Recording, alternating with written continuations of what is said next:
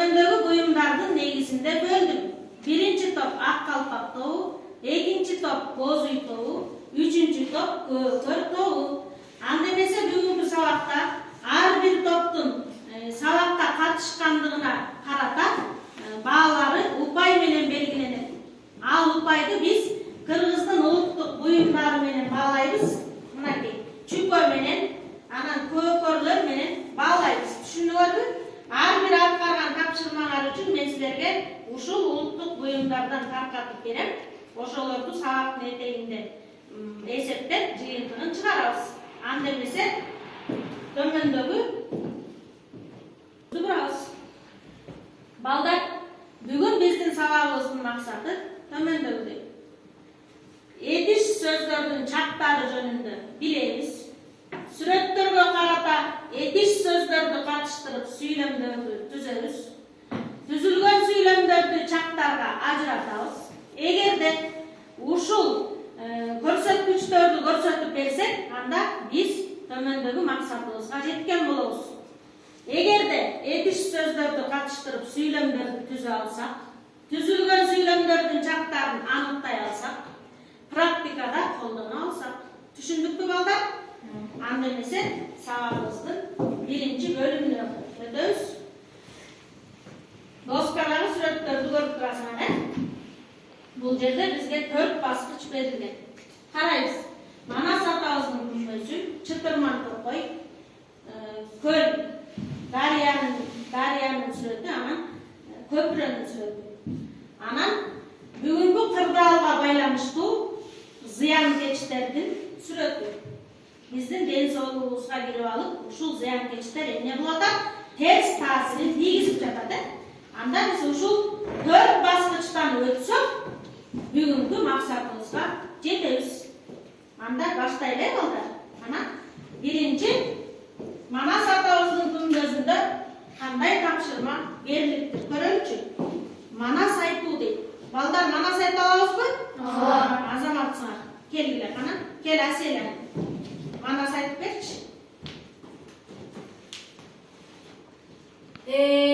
Бурамасын эмерип, буркурап ыйлап жиберип, буданын оозун бур деми, дүрбүсүн кармап тур деле, келе жатат тайтору, 60 аттын соңунда башын жерге салыптыр, башкача журтка балыптыр, эрке ишке келгенде эл кашына жөлөнүп, келе жатат тайтору, эре киши көзөрүп. Азаматсыңар балдар. Анда эмесе Манас атабыздын күмбөзүнөн саякаттап өттүк. Анда азыр Чытырман токойду басып өтөбүз. Чытырман токойдо кандай тапшырма берилиптир? Ырдап берди. Ырдап бере алабызбы? Анда ырдап берели. Кыргыз тилинин мамлекеттик гимнин ырдап беребиз. 1, 2, 3. Тилде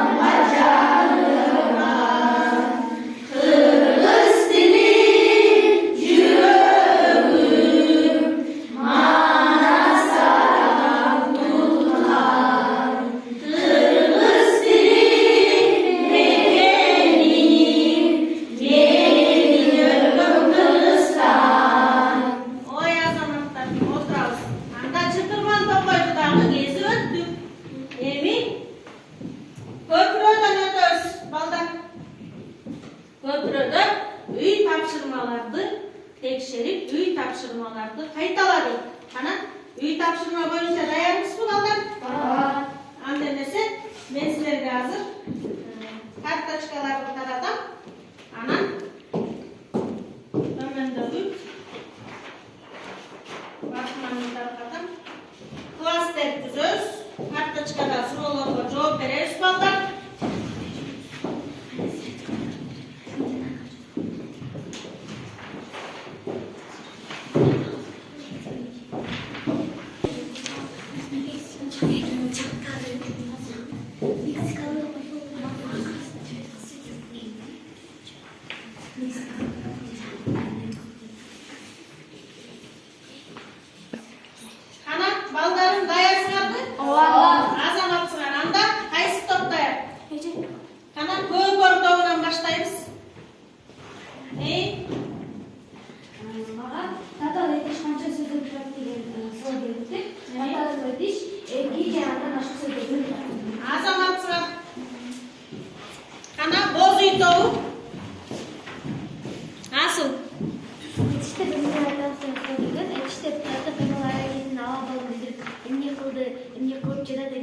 келген суроолорго жооп берет.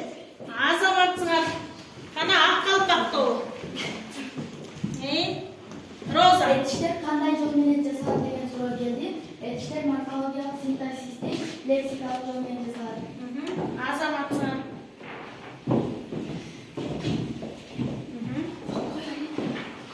Немесе балдар, кана бери каралы. Эми биз 4-чү баскычыбызга келип жеттик. 4-чү баскычыбыз адамдарга зыянын тийгизген зыянкечтерден басып өтүшүбүз керек. Бул зыянкечтерди жеңсек, биз бүгүнкү күндө карантинден чыгабыз. Бүгүнкү карантин эмес, кырдаалдан чыгабыз, балдар. Ана бул жерде кандай тапшырма берилген экен? Азаматсыңар. Анда бул тапшырмабыз мындай экен. Бүгүнкү сабакка жандуу катышып бер дейт. Жандуу катышабызбы? Азаматсыңар. Баштадык анда. Балдар, бүгүнкү күндү жазабыз. Анан дептерибизге жазып отурабыз. Мен кайсыл мисалдарды келтирсем, эмнени жазгыла десем, ошону жазып баштайсыңар. Түшүндүкпү? Азаматсыңар. Балдар, жаңы темабызды баштайбыз. Сөз түркүмдөрү. Көрүп атасыңар, Илгери өткөн заманда сөз түркүм деген өрөөнүндө Этиш деген абдан акылман карыя жашаптыр. Этиштин 3 баласы болгон экен. Учур чак, өткөн чак, келер чак. Мына ошол 3 баласына Этиш өзүлөрүнүн милдеттерин бөлүп бериптир. Мына ошол милдеттерине карата бүгүн биз Этиштин учур чак деген уулун жакындан тааныганга аракет кылабыз, балдар. Түшүндүкпү? Анда эмесе Этиштин чактары деп эмнени айтабыз? Көңүлүбүздү бул жакка бурабыз. Этиштин чактары кыймыл аракеттин сүйлөп жаткан учурда болуп жаткандыгын, же андан мурун болуп өткөндүгүн, же андан кийин болоорун чындык катарында көрсөткөн этиш сөздөр Этиштин чактары деп аталат. Балдар, төмөндөгү сүрөткө көңүлүбүздү бурабыз. Бул жерде сүрөттөрдү көрүп турасыңарбы? Сүрөттөргө ар бир мисалдар катылган. Ошол мисалдарды азыр дептерибизге жазабыз. Биринчи карайбыз. Окуучу көйнөгүнү жазды. Бул Этиштин өткөн чагы. Окуучу көйнөгүнү жазып жатат. Бул Этиштин учур чагы. Окуучу көйнөгүнү жазат. Бул Этиштин келер чагы. Ушул мисалдарды жазгыла. Түшүндүкпү, балдар? Анда эмесе Этиштин канча уулу бар эле? 3 учур чак, өткөн чак, келер чак. Анда эмесе балдар, бул жакка көңүлүбүздү бурабыз. Учур чак. Бүгүн бизде кыргыз тили сабагы болуп жатат. Бул кыймыл аракет качан болуп жатат? Азыр, азаматсыңар, учурда болуп жатат, Демек, учур чакка мисал келтирдим. Анда эмесе карайбыз. Учур чак кыймыл аракеттин сүйлөп жаткан учурда болуп жатканын билдирет. Мисалы, күн уясына батып баратат. Учур чакпы? Учур чак. Азаматсыңар. Кийинкиге көңүлүбүздү бурабыз. Учур чак 2-ге бөлүнөт. Жөнөкөй жана татаал. Жөнөкөй учур чакты карайбыз.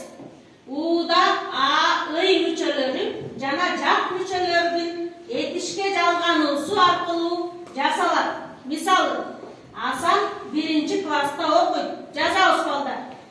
Окуйт деген сөздү карайбыз. Оку кошулган ый, кошулган т барабар окуйт. Бул жөнөкөй учур чактагы этиш. Түшүндүкпү? Эми кийинкисине көңүлүбүздү бурабыз. Татаал учур чак. Татаал учур чакты А, ы жана жак мүчөлөрдүн этишке жалгануусу аркылуу жасалат. Мисалы, мен мектепке бара жатамын. Бар кошулган А, жак кошулган А, кошулган мын. Бара жатамын. Демек, бул учур чактагы татаал этиш. Түшүндүкпү? Азаматсыңар. Кана эмесе, балдар. Теманы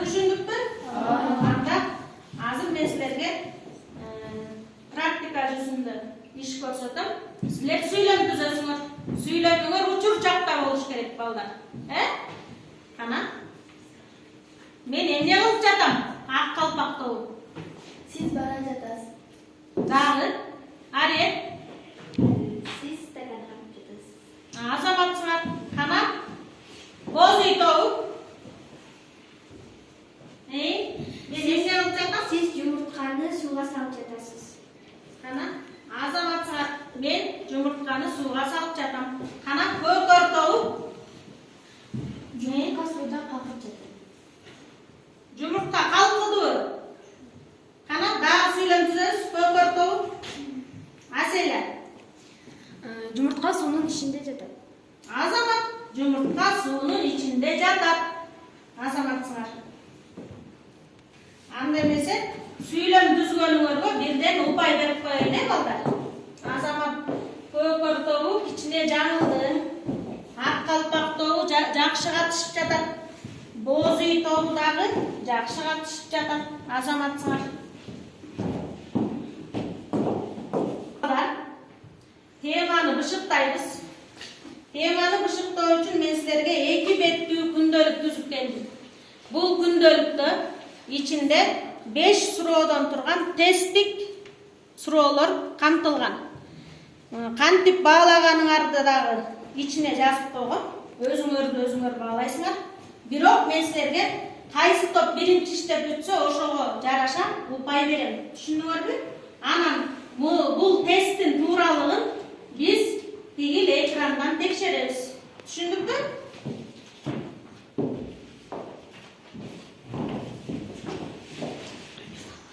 Балдар, иштеп бүттүкпү? Анда эмесе экранга көңүлүбүздү бурабыз. Алдыбызда тесттерди текшеребиз. Биринчи суроону карайбыз. Бул суроонун туурасы экинчиси. А, Е, И, Ы, О, У. Экинчи суроо. Бул суроонун туура жообу көбөйүүдө, өсүүдө, окууда, аяктоодо. Үчүнчү суроону карайбыз. Этиштин чактары деп эмнени айтабыз? Биринчиси туура. Төртүнчү суроо. Чак категориясы кайсы сөз түркүмүнө таандык? Этишке.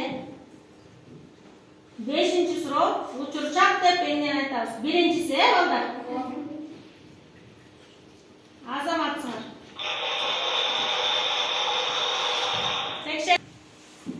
Азаматсыңар, балдар. Анда эмесе бүгүнкү сабагыбыздын максатына жеттик деп ойлойсуңарбы? Азыр аны көрөбүз. Ага чейин бүгүнкү өтүлгөн темабызды табалычы. Мен силерге башында табышмак болсун деп теманы айткан эмесмин. Силер кайсы темада сабак өтүп жатканыбызды да билген жоксуңар, Кана? Кайсы темада сабак өттүк? Ой, азаматсыңар, мына. Этиштин чактары учур чак темасы болду бүгүнкү сабагыбыз, Анда эмесе сабактын максатына жеттикпи? Карайбыз эми, балдар. Этиш сөздөрдү катыштырып сүйлөм түзө алдыкпы? Азаматсыңар, түзүлгөн сүйлөмдөрдүн чактарын аныктай алдыкпы? Азаматсыңар, аларды сабакта колдоно алдыкпы? Азаматсыңар, анда билимдерибизди баалайбыз, упайларыбызды топтойбуз. Ак калпак тобу 4, 3 чүкө 1 көкөр. Боз үй тобу 4 чүкө 1 көкөр. Азаматсыңар, көкөр тобу 3 чүкө 1 көкөр. Азаматсыңар, балдар. Эми биз бүгүн этиштин учур чагын тааныдыкпы? Тааныдык. Жомок жактыбы силерге? Азаматсыңар, бүгүнкү сабак жактыбы? Анда эмесе үйгө тапшырма 464-көнүгү жана этиштин чактары учур чак жөнүндө кайталап келүү. Саламат.